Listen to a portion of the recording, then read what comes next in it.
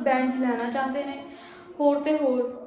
ਇਹਦੇ ਵਿੱਚ मैं कुछ इस तरह ਦੀਆਂ ਲਾਈਨਸ ਲਿਖੀਆਂ ਨੇ ਜਿਹੜੀ ਤੁਸੀਂ डायरैक्ट कॉपी पेस्ट कर सकते हो किसी भी ऐसे ਦੇ ਵਿੱਚ, बट ਉਹਨੂੰ ਧਿਆਨ ਨਾਲ ਲਗਾਉਣਾ ਹੈ कि किस तरह ਤੁਸੀਂ ਇਹਨੂੰ कॉपी पेस्ट करोगे। ਹੁਣ ਸਟੇਟਮੈਂਟ ਦੇ ਵਿੱਚ ਬੇਸਿਕਲੀ ਕੀ ਦਿੱਤਾ ਹੋਇਆ ਕਿ ਸਮ ਪੀਪਲ ਬਲੀਵ ਦੈਟ, ਕੁਝ ਲੋਕੀ ਕੀ ਬਲੀਵ ਕਰਦੇ ਆ ਕਿ ਹੈਂਡਰਾਈਟਿੰਗ ਇਜ਼ ਨੋ ਲੋਂਗਰ ਯੂਜ਼ਫੁਲ। ਜਿਹੜੀ ਹੈਂਡਰਾਈਟਿੰਗ ਆ ਉਹ ਨੋ ਲੋਂਗਰ ਯੂਜ਼ਫੁਲ ਹੈਗੀ, ਮਤਲਬ ਹੁਣ ਉਹ ਸਾਡੇ ਯੂਜ਼ ਵਿੱਚ ਨਹੀਂ ਰਹੀ ਆ ਇਨ ਦਾ ਮੋਡਰਨ ਵਰਲਡ। ਅੱਜ ਦੇ ਮੋਡਰਨ ਵਰਡ ਦੇ ਵਿੱਚ ਗੱਲ ਕਰ ਰਹੇ ਆ ਕਿ ਜਿਹੜੀ ਹੈਂਡਰਾਈਟਿੰਗ ਆ ਉਹ ਯੂਜ਼ਫੁਲ ਨਹੀਂ ਰਹੀ ਆ and should note B taught in schools. And ਉਹਨਾਂ ਨੇ ਡਾਇਰੈਕਟਲੀ ਸ਼ੂਟ ਲਗਾਇਆ ਵਾ ਕਿ ਕਹਿੰਦੇ ਕਿ ਭਈਆ ਸਾਨੂੰ ਇਹ ਨਹੀਂ ਸਿਖਾਉਣੀ ਚਾਹੀਦੀ ਸਕੂਲਾਂ ਦੇ ਵਿੱਚ, ਠੀਕ ਹੈ। ਹੁਣ ਉਹਦੇ ਵਿੱਚ ਉਹਨਾਂ ਨੇ ਤੁਹਾਨੂੰ ਕੀ ਪੁੱਛਿਆ, to what extent do you agree or disagree. ਤੁਸੀਂ ਕਿਸ ਹੱਦ ਤੱਕ ਉਸ ਨੂੰ ਐਗਰੀ ਕਰਦੇ ਹੋ ਜਾਂ ਡਿਸਐਗਰੀ ਕਰਦੇ ਹੋ। सी ये सब ਨੂੰ पता है कि इंट्रो की कंसिस्ट करती है, journal lines, rephrase and statement. And एक तुहानूं होर जरूरी चीज़ दस देवां, जर्नल लाइन है जिहड़ी मोस्ट इंपॉर्टेंट नहीं है बट तुहाडा रीफ्रेज होना बहुत ज़रूरी है, ए तुहानूं थीसिस मैंशन करना बहुत ज़रूरी है।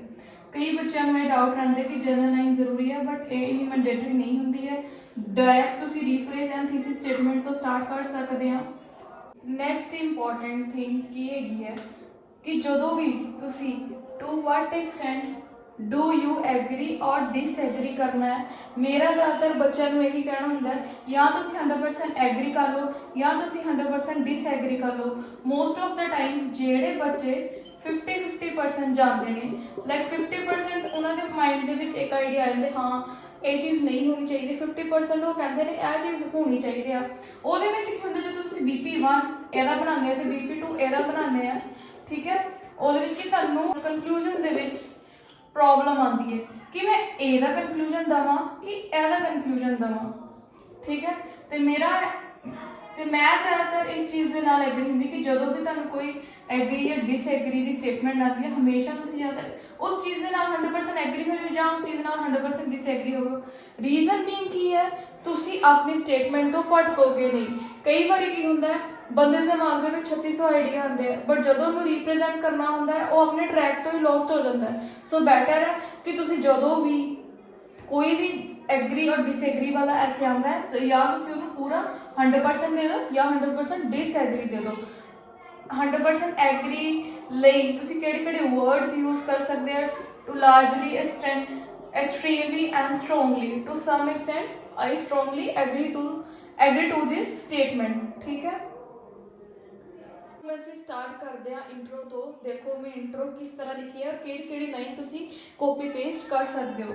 Thanks to the breakthrough of technology, ਠੀਕ। ਤੁਸੀਂ ਜਦੋਂ ਵੀ ਕੋਈ ਵੀ ਕਿਸੇ ਵੀ ਐਸੇ ਦੀ ਸਟਾਰਟਿੰਗ ਕਰਨੀ ਹੈ ਤੁਸੀਂ ਇਹ ਲਾਈਨ ਕਾਪੀ ਪੇਸਟ ਕਰ ਸਕਦੇ ਹੋ। ਕਿਵੇਂ ਸੀ कल टैक्नोलॉजी नहीं, सानू हैल्थ केयर के रिलेटेड आ जाते, एनिमल्स के रिलेटेड आ जाते, सानू मीडिया के रिलेटेड आ जाते हैं टॉपिक्स, राइट। तो तुसी किसी भी चीज़ का थैंक्स कर सकते हैं, thanks to the breakthrough of technology. That means तुसी ये लाइन बिल्कुल डायरैक्टली कॉपी पेस्ट कर सकते हैं किसी भी ऐसे दे विच। थैंक्स टू तुसी कर सकते हैं हैल्थ केयर डिपार्टमेंट का कर सकते हैं, तुसी टैक्नोलॉजी का कर सकते हैं, तुसी टीचर्स का कर सकते हैं, तुसी डॉक्टर्स का कर सकते हैं। बहुत सारे ने जिन्हों का तुसी थैंक्स कर सकते हैं। सो ये लाइन ताड़ी directly to directly copy paste हो जाएगी। There has been a paradigm shift in the terms of writing. की कह रहे हैं कि राइटिंग के विच एक बहुत वड्डा चेंज आया है। सैकेंड गल मेरी हमेशा याद रखियो कि जदों भी तुसीं 7+ बैंड्स की रिक्वायरमेंट रखते हो ताड़ी एक लाइन जरूर इन टर्म्स वाली होनी चाहिए है, ठीक है। ਇਹਦਾ मतलब तुसीं अपनी गूगल ते जाके इन टर्म्स का मतलब पंजाबी दे विच देख के ते एक उस तरीके की लाइन बनानी है। यह तो मैं इत्थे भी दस सकती सी बट नहीं, फिर तुसीं वर्कआउट उस चीज़ से नहीं करना, ठीक है। Okay, since the computers are used to write the essay it is deemed by a section of society. Most of the बच्चे कि यह चीज़ कितने कॉपी पेस्ट कर सकते हैं। सी सम पीपल, तुसी अदर पीपल या कुछ होर, अ लॉट ऑफ पीपल, कुछ होर सिनोनिम्स लगाने हैं, ठीक है। Rather than other synonyms you can use it is deemed by a section of society that hand writing is obsolete. So there is no need to provide writing classes in the schools, कि कोई ज़रूरत नहीं हैगी writing classes schools ਦੇ ਵਿੱਚ provide ਕਰਨ ਦੀ। ਸੀ ਤੁਸੀਂ ਇਹ ਚੀਜ਼ ਤਾਂ ਸੁਣੀ ਹੋਣੀ ਆ ਕਿ ਪਰਸਨਲ ਪ੍ਰੋਨਾउंस ਨਹੀਂ ਯੂਜ਼ ਕਰਨੇ, ਲਾਈਕ ਆਈ, ਵੀ, ਯੂ, ਦੇ in IELTS। रीजन बीइंग की है क्यों नहीं यूज करने। सी तुसी ऐसे में उस तरह बनाना है। हम most probably most of the student only 6 band ही गेट करते हैं। रीजन की है तुसी लिखते हैं I disagree with the statement, I agree with the statement, हमेशा आई यूज करते हैं। बट बेसिकली तुसी अगर किसी राइटर का फॉर्मेट पढ़ोगे या कोई किसी का या किसी के आर्टिकल्स और नोवल्स पढ़ोगे, ਉਹਦੇ ਵਿੱਚ ਤੁਸੀਂ ਦੇਖਿਓ ਰਾਈਟਰ ਨੇ ਆਪਣੇ ਆਪ ਨੂੰ ਮੈਂਸ਼ਨਸ ਨਹੀਂ ਕੀਤਾ ਹੁੰਦਾ ਆ।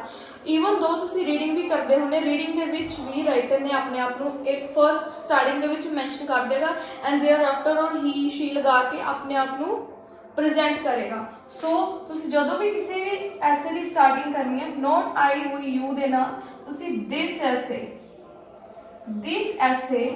ठीक है, सारे स्टार्टिंग च लगाते हैं। हाउ एवर मैं मिड च लगाया, तुसी दिस ऐसे सैपरेट करके हाउ एवर नू मिड च रख के एंड देन अपनी गल नू तुसी क्वेबल from then as it is fruitful for various ways या वेरियस एस्पेक्ट्स। ठीक है, तुसी इनू ए मैं अपनी पर्सनल क्लासेस दे विच दसदी हां कि हाउ एवर नू किस तरह मिड दे विच लगाना है। तो अगर तुसी भी लाना चाहते हो, it's up to you people. And तुसी इनू दिस ऐसे ना ही हमेशा ऐसे लिखना है। ठीक है, अगर कोई भी ਇਹਦੇ ਵਿੱਚ कोई डाउट हो, you can just comment below and I will share how to write properly way. हम ਅਸੀਂ स्टार्ट कर रहे हैं बॉडी पैराग्राफ फर्स्ट। तो पहला कोई भी कनैक्टर लगा के तुसी बॉडी पैराग्राफ ਨੂੰ स्टार्ट कर सकते हैं। मैं अपैरेंटली तो स्टार्ट किया है। Apparently means firstly adequate evidences are obtainable to substantiate the benefits of handwriting। मैं ये ऐसे एग्री दे विच गल कर रही हाँ। ठीक है, कि बहुत सारे एविडेंसेस पाए गए आ, बहुत सारे एविडेंसेस के रिलेटेड पाए गए आ कि सानू बहुत सारे फायदे ने हैंड राइटिंग दे। हैंड राइटिंग दे बहुत सारे बेनिफिट्स ने। दैट मीनस मैं एग्री कर रही हैं ऐसे नू कि मैं एग्री हाँ कि हाँ सानू हैंड राइटिंग सिखानी चाहिए। प्राइमरली फर्स्ट वन केड़ा है, writing assist students to express their views freely. Writing की है बच्चों नू असिस्ट करता है कि अपने व्यूज़ जोड़े है फ्रीली दस सकन। It is scientifically proven. हूँ मैं ये की दस्या है कि साइंटिफिकली प्रूवन की किया गया है that children who are assigned to write notes by hand, कि जेड़े बच्चे ज़्यादातर जेड़े नोट्स हो वो हत्थों के द्वारा लिखते हैं, are likely to represent their ideas than those writing at the keyboard. मैं दस्या है कि जेड़े बच्चे ज़्यादातर नोट्स अपने हत्थों द्वारा बनाते हैं वो ज़्यादातर की पाए जाते हैं कि उन्होंने आइडियाज़ ज़्यादा होंगे किन्हां दे द्वारा जेड़े कीबोर्ड दे टाइप करते हैं। दैट मीनस आपां कंपैरिजन किया है। ठीक है, कि जेड़े कीबोर्ड दे टाइप करते हैं तो जेड़े राइटिंग करते हैं। ठीक है, और कोई भी सेंटेंस बनाने ज़्यादातर लाइकली टू ज़्यादातर आपां लाइकली टू वर्ड जरूरी लगाना है अपने राइटिंग दे विच। नैक्सट मैं इसी पॉइंट नू रनिंग आउट करने लिए लाइकवाइज लगाया।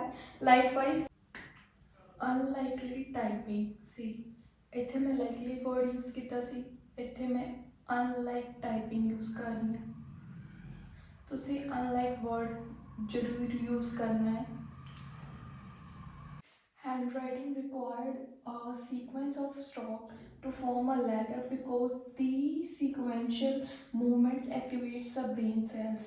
ਇਹਦੇ ਵਿੱਚ ਕੀ ਕਹਿੰਦੇ ਪਏ ਆ ਕਿ हैंडराइटिंग ਜਿਹੜੀ रिquired क्यों हैगी आ, क्योंकि ਜਿਹੜੇ ਸਾਡੇ ब्रेन cells ਨੂੰ ਆ ਉਹ एक्टिवेट करती है। कभी भी ਅਸੀਂ कोई word रिमाइंड करते हैं तो ਉਹਦੇ ਨਾਲ ਕੀ ਆ ਸਾਡੇ ब्रेन cells ਨੂੰ एक्टिवेशन मिलती है कि हाँ ये word का मीनिंग ए होना चाहिए तो ये word का मीनिंग ए होना चाहिए। नैक्सट मैं इस पॉइंट को खत्म करने लई मैं टू वेंडिकेट कनैक्टर लगाया। तुसी कोई भी कनैक्टर लगा सकते हो टू वेंडिकेट। ਹੁਣ ਅਸੀਂ ਇੱਥੇ ਪੁਆਇੰਟ ਨੂੰ ਖਤਮ ਕਰਨ ਜਾ ਰਹੇ ਹਾਂ ਕਿ to ਵੈਂਡੀਕੇਟ a study had by neurologist revealed that when learners write by hand, this activity uses nervous and muscle systems. That means ਉਹਨਾਂ ਦੀ muscle system activity use ਹੁੰਦੀ ਆ and that sensory feedback to the brain. The more complex the feedback, the easier the brain retains memories. ਕਹਿੰਦੇ ਜਿੰਨਾ ਕੁ ਜ਼ਿਆਦਾ complex ਹੋਊਗਾ feedback ਸਾਨੂੰ ਛੇਤੀ ਛੇਤੀ ਮਿਲੂਗਾ ਦਾ ਈਜ਼ੀਅਰ ਦੇ ਬ੍ਰੇਨ ਰਿਟੇਨਸ ਮੈਮਰੀ, ਫਿਰ ਸਾਨੂੰ ਈਜ਼ੀ ਰਹੂਗਾ ਸਾਡੇ ਬ੍ਰੇਨ ਦੇ ਵਿੱਚ ਜਿਹੜੀਆਂ ਸਾਡੀਆਂ ਮੈਮਰੀਜ਼, ਜੇ ਅਗਰ ਕੋਈ ਵਰਡ ਆਪਾਂ ਯਾਦ ਕਰਦੇ ਹਾਂ ਉਹ ਸਾਡੇ ਈਜ਼ੀਲੀ ਮਾਈਂਡ ਦੇ ਵਿੱਚ ਰਿਮੈਂਬਰ ਹੋਊਗਾ।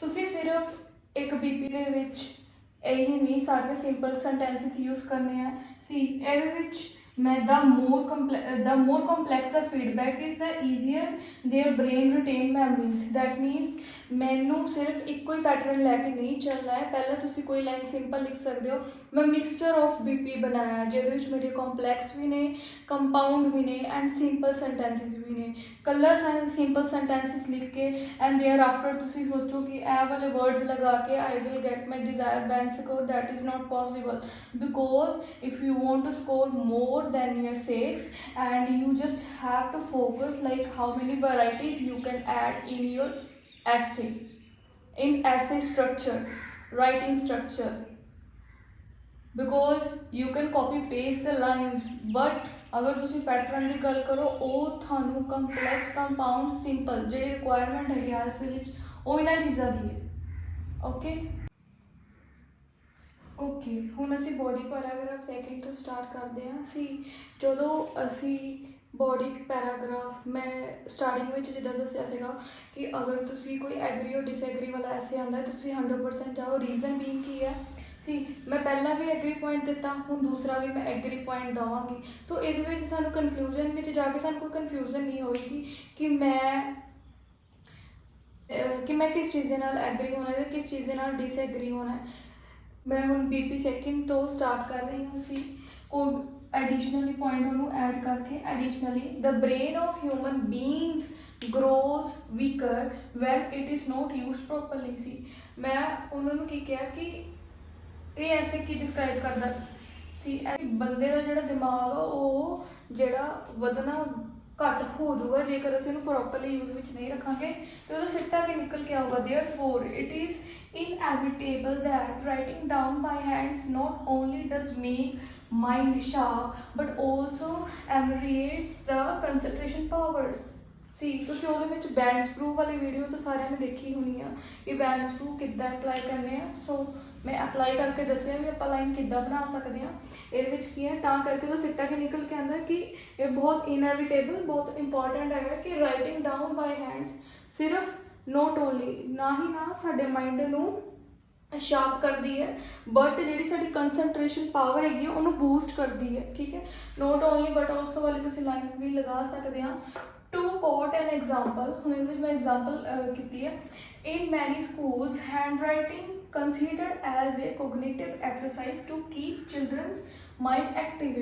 ਹੁਣ ਕਈ ਸਕੂਲਾਂ ਦੇ ਵਿੱਚ ਕੀ ਕਹਿੰਦੇ ਪਏ ਕਿ ਹੈਂਡਰਾਈਟਿੰਗ ਨੂੰ ਕੰਸੀਡਰ ਕੀਤਾ ਜਾਂਦਾ ਹੈ ਕੋਗਨੀਟਿਵ ਐਕਸਰਸਾਈਜ਼ ਹੁੰਦੀ ਹੈ ਕਿ ਬੰਦੇ ਦੀ ਮਾਈਂਡ ਦੀ ਇੱਕ ਐਕਸਰਸਾਈਜ਼ ਹੁੰਦੀ ਹੈ ਜਿਹਦੇ ਦੁਆਰਾ ਅਸੀਂ ਚੀਜ਼ਾਂ ਨੂੰ ਰਿਮਾਈਂਡ ਕਰਦੇ ਹਾਂ to keep children's mind activate. ਠੀਕ ਹੈ, ਕਈ ਸਕੂਲਾਂ ਦੇ ਵਿੱਚ ਬੱਚਿਆਂ ਨੂੰ ਯਾਦ ਕਰਵਾਇਆ ਜਾਂਦਾ ਲਰਨ ਕਰਵਾਇਆ ਜਾਂਦਾ ਚੀਜ਼ਾਂ ਨੂੰ ਐਜ਼ ਏ ਐਕਸਰਸਾਈਜ਼। ਡਿਸਪਾਈਟ ਹੁਣ ਇਸ ਤੋਂ ਇਲਾਵਾ ਰਾਈਟਿੰਗ ਮੈਨੂਅਲੀ ਰਿਲੀਵਸ ਐਡਿਕੁਏਟ ਸਟ੍ਰੈਸ। ਕੀ ਕਹਿੰਦੇ ਪਿਆ ਕਿ ਅਗਰ ਅਸੀਂ ਲਿਖਦੇ ਹਾਂ ਕਿਸ ਚੀਜ਼ ਨੂੰ ਐਡਿਕੁਏਟ ਬੱਚੇ ਦਾ ਨਾ ਹੀ ਸਟ੍ਰੈਸ ਨੂੰ ਘੱਟ ਸਗੋਂ ਇਹ ਬੱਚੇ ਦੇ ਸਟ੍ਰੈਸ ਨੂੰ ਘੱਟ ਕਰਦੀ ਹੈ and depression by virtue of unexpressed thought. ਜਿਹੜੇ ਬੰਦੇ ਦੇ ਮਾਈਂਡ ਦੇ ਵਿੱਚ ਕੋਈ ਬੇਝਿਜਕ ਥੋਟਸ ਚੱਲਦੇ ਰਹਿੰਦੇ ਆ ਬੰਦਾ ਉਹ ਲਿਖ ਕੇ ਆਪਣੀ ਚੀਜ਼ਾਂ ਨੂੰ ਬਿਆਨ ਕਰ ਸਕਦਾ ਹੈ। ਸਟੂਡੈਂਟਸ ਫੀਲ ਫਰਸਟ੍ਰੇਟਡ, ਜਦੋਂ ਉਹ ਫਰਸਟ੍ਰੇਟਡ ਫੀਲ ਕਰਦੇ ਆ ਉਹ ਆਪਣੇ ਵਿਊਜ਼ ਨੂੰ ਚੰਗੇ ਤਰੀਕੇ ਨਾਲ ਐਕਸਪ੍ਰੈਸ ਕਰ ਸਕਦੇ ਆ। In this case writing can be worthwhile to slow down their thoughts. ਹੁਣ ਜਿੱਦਾਂ ਬੰਦਾ ਕੋਈ ਚੀਜ਼ ਲਿਖੂਗਾ ਉਸ ਤਰ੍ਹਾਂ ਹੀ ਉਹਨਾਂ ਦਾ ਮਾਈਂਡ ਕੀ ਆ ਸਲੋ ਹੁੰਦਾ ਜਾਏਗਾ ਅਤੇ ਉਹ ਚੀਜ਼ਾਂ ਨੂੰ ਸੋਚ ਕੇ ਲਿਖਣਗੇ ਵੀ ਹਾਂ ਕਿਸ ਪੁਆਇੰਟ ਦਾ ਕਿਸ ਤਰੀਕੇ ਦੇ ਨਾਲ ਲਿਖਣਾ ਹੈ। ਠੀਕ ਹੈ, ਯਾਦ ਰੱਖਣਾ ਹੈ ਤੁਸੀਂ ਕੈਨ ਕੁਡ ਸ਼ੁੱਡ ਜ਼ਰੂਰ ਆਪਣੀ ਲਾਈਨਸ ਦੇ ਵਿੱਚ ਲਗਾਉਣਾ ਹੈ। ਸ਼ੁੱਡ ਕੁਡ ਕਿ ਇਹ ਚੀਜ਼ ਹੋ ਸਕਦੀ ਹੈ कर सकते। कैन कुड वाली भी लाइन थोड़े बीपीज दे विच होनी चाहिए सी। मैं फर्स्ट पॉइंट भी फर्स्ट बीपी भी मैं उन्होंने नाल एग्री किया, सैकेंड बीपी दे विच भी मैं उन्होंने नाल एग्री किया। ठीक है, ये मैं एक नॉट ओनली बट ऑल्सो वाली लाइन ऐड की है। ठीक है, मैंने मतलब लाइक मिक्सचर उन्होंने ऐड किया है, कनैक्टर भी लगाया ये, कैन वाली भी लाइन लगाई है, मैं ये वोकैबलरी भी ऐड की है, एब्रिविएट्स, एंड मैं एक एग्जाम्पल भी जस्टिफाई की है। दिस इज़ नॉट सी अगर तो तुसी दोनों बीपीज दे विच एक एक एग्जाम्पल दिंदे आ, ओबवियसली वो तुहाडे बैंड्स नूं प्लस पॉइंट करेगी, बट मेक श्योर अगर तुसी दोनों बीपीज दे विच मीनस दैट मीनस तुहाडे कोल कोई एग्जाम्पल नहीं है, but that is important right कि तुसी मिनीमम दोनों बीपीज तो विचों एक बीपी दे विच एग्जाम्पल जरूर देनी है जो कि रेलेवेंट होवे। गूगल ते तुहानूं बहुत सारिया एग्जाम्पल्स मिल जाएगियां, और जिन्होंने को नहीं है तो मेरे को पर्सनली एग्जाम्पल्स ने, मैंने कमेंट बिलो कर दिओ तो मैं तुहानूं PDF फॉरवर्ड कर देवांगी एग्जाम्पल्स का। सो अगर तुसीं दोनों बीपीज दे विच एग्जाम्पल ऐड करदे आ, उहदा तुहानूं प्लस पॉइंट की होएगा, वो तुहाडे बैंड्स नूं बूस्ट करेगा इंक्रीजमेंट दे विच। ठीक है, आई होप तुहानूं BP सेकेंड भी समझ आ गया होएगा। ही असीं रीफ्रेज करना है कंक्लूजन दे विच असीं किस तरह उन्होंने रीफ्रेज करांगे। And the most important tip कि तुसी कोई ना कोई इंटैरोगेटिव सेंटेंस बनाना है, चाहे BP2 दे विच बना लो चाहे एंड दे विच बना लो। तो मैं मोस्टली ज़्यादा BP2 दे विच बनवाती हुंदी, तो मोस्ट ऑफ द टाइम मैं एंड दे विच बनाती। द मेन रीजन क्योंकि देखो असी इंट्रो पढ़ते हैं, BP1 पढ़ते हैं, एंड जो असी BP2 तक आने हैं फिर साड़ी गल उत्थे तक एग्जामिनर में समझ आने लग जाता कि बच्चे ने की व्यूज़ रखे ने। अगर असी एंड दे विच अपना कंक्लूजन इंप्रैसिव लिखांगे तो वो जो इंप्रैशन है एग्जामिनर के उत्ते गुड पेगा कि हाँ नहीं बच्चे नूं एक राइटिंग का पैटर्न पता है कि हाँ किस तरीके दे नाल असी किहड़ियां चीज़ां उत्थे फिक्स कीतियां ने। सो ठीक है, हूँ मैं तुहानूं दसांगी कि इंटैरोगेटिव सेंटेंस जी लाइन तुसीं किद्दां फिक्स कर सकते हो। तुहानूं मैं स्टेटमेंट पहले ही रीड आउट की सी कि some people believe that hand writing is no longer useful in the modern world and should not be taught in schools. सीधी जी गल है कि जिहड़ी हैंड राइटिंग इन्नी इंपॉर्टेंट नहीं है तो ना ही सानूं स्कूलों सिखानी चाहिए है। तुसीं एग्री करदे या डिसएग्री करदे हैं? ओके, हुण असीं देखदे हैं कि आप इंटैरोगेटिव सेंटेंस किद्दां बनाना है। टू रेप्लीकेट कोई भी कंक्लूजन का कनैक्टर लगा लो। ठीक है, हम तुसी ए लाइन स्टार्ट करनी है तो having consider positive facts of writing. For example तुहानूं कोई भी स्टेटमेंट आ जाती है, ठीक है, तुसी उन्होंने पॉजिटिव लाइक तुसी ए चीज़ इतने फैक्ट्स तक तो तुहाडी सीधे कॉपी पेस्ट हो जानी लाइन। ठीक है, अगर कोई राइटिंग दिता है तो तुसी राइटिंग लिख देना है। कोई भी चीज़ होर दिती है चाहे किसी चीज़ के फैक्ट्स अपने तुहानूं पॉजिटिव पूछे नैगेटिव पूछे वो चीज़ तुसी इत्थे फिक्स कर देनी है। ठीक है, एंड दैन क्वेश्चन मार्क लगा देना है। Is it justifiable not to teach writing in schools? कि तुहानूं लगदा है अगले क्वेश्चन मार्क च पूछा है कि तुहानूं लगदा है कि सानूं स्कूलों च राइटिंग नहीं सिखानी चाहिए है? सरटनली नॉट, इधर नहीं हो सकता, सानूं सिखानी चाहिए है। Writing has a paramount significance in order to improve students intellectual skills. हुण इहदे विच मैं की किया है कि तुहानूं लगदा है कि सानूं राइटिंग जिहड़ी है नहीं सिखानी चाहिए, इदां नहीं हो सकता क्योंकि मैं उहदे बहुत सारे फायदा पहले बीपीज दे विच मैंशन कर दित्ते आ। नाल मैं की दस्सिया कि जिहड़ी राइटिंग हैगी साडे बच्चे दे ਜਿਹੜੇ इंटलैक्चुअल स्किल्स ਜਿਹੜੇ माइंड ਦੇ स्किल्स ਹੁੰਦੇ ਆ, ਜਿੱਦਾਂ ਕੋਗਨੀਟਿਵ स्किल्स मैं पहला दसे ਸੀਗੇ रिलेटेड टू रीडिंग, तो वो बंदे दे की माइंड के विच वर्ड्स घूमते हैं जिहदे नाल कि इंप्रूवमेंट आती है। और एक लाइन तुसी इन ऑर्डर टू वाली भी बनानी है। वर्ड देख रहे हैं तुहाडा ए क्वेश्चन मार्क वाली लाइन बन जाएगी इत्थे तक। ठीक है, interrogative and in order to line तुसी बनानी है। ओके, नीडलेस टू से इतने मैं फिर एक कनैक्टर लाया है। Needless to say this system had better to be continued in educational departments. So मैं नाल की गया कि यह सिस्टम एजुकेशनल डिपार्टमेंट्स दे विच ਕੰਟੀਨਿਊ ਹੋਣਾ ਚਾਹੀਦਾ ਹੈ। ਆਈ ਹੋਪ ਤੁਹਾਨੂੰ ਸਾਰੇ ਪੁਆਇੰਟ ਸਮਝ ਆਏ ਹੋਣਗੇ। ਜਿਹੜੀਆਂ ਲਾਈਨਸ ਮੈਂ ਤੁਹਾਨੂੰ ਕਾਪੀ ਪੇਸਟ ਕਰਨ ਲਈ ਕਹੀਆਂ ਨੇ ਉਹ ਤੁਸੀਂ ਵੀਡੀਓਜ਼ ਨੂੰ ਪੌਜ਼ ਕਰਕੇ ਉਹਨੂੰ ਕਾਪੀ ਪੇਸਟ ਕਰ ਲਿਓ ਐਂਡ ਮੇਕ ਸ਼ੋਰ ਅਗਰ ਤੁਸੀਂ ਚਾਹੁੰਦੇ ਹੋ ਕਿ ਸਾਡੇ ਰਾਈਟਿੰਗ ਦੇ ਵਿੱਚ ਪਲੱਸ ਬੈਂਡਸ ਆਉਣ, ਉਹਦੇ ਵਿੱਚ ਇੱਕ ਤੁਹਾਡਾ ਇੰਟੈਰੋਗੇਟਿਵ ਸੈਂਟੈਂਸ ਹੋਣਾ ਚਾਹੀਦਾ ਹੈ, ਠੀਕ ਹੈ। ਮੇਕ ਸ਼ੋਰ ਉਹਦੇ ਵਿੱਚ ਤੁਹਾਡਾ ਇੰਟੈਰੋਗੇਟਿਵ ਸੈਂਟੈਂਸ ਹੋਣਾ ਚਾਹੀਦਾ ਹੈ, ਤੁਹਾਡੇ ਕਨੈਕਟਰਸ ਹੋਣੇ ਚਾਹੀਦੇ। ਕਨੈਕਟਰਸ ਮੈਂ ਆਪਣੀ ਵੀਡੀਓ ਦੇ ਡਿਸਕ੍ਰਿਪਸ਼ਨ 'ਚ ਪਾ ਦੇਵਾਂਗੀ, ਤੁਸੀਂ ਉੱਥੇ ਜਾ ਕੇ ਨਿਊ ਕਨੈਕਟਰਸ ਦੇਖ ਸਕਦੇ ਹੋ, ਠੀਕ ਹੈ। And interrogative sentences and mixture of sentences and connectors up to you, ਤੁਸੀਂ ਕਿੱਦਾਂ ਇਹਨੂੰ ਫਿਕਸ ਕਰਨੇ ਹੈ। And writing pattern, compound and complex sentences ਤੁਹਾਡੇ ਰਾਈਟਿੰਗ ਦੇ ਵਿੱਚ ਜ਼ਰੂਰ ਹੋਣੇ ਚਾਹੀਦੇ, ਬਿਲਕੁਲ ਹੀ ਸਿੰਪਲ ਨਹੀਂ ਲਿਖਣਾ ਹੈ। then you will get to your desired band scores। अगर तुहानू वीडियो चंगी लगी होवे तो जरूर शेयर कर दियो। Bye bye.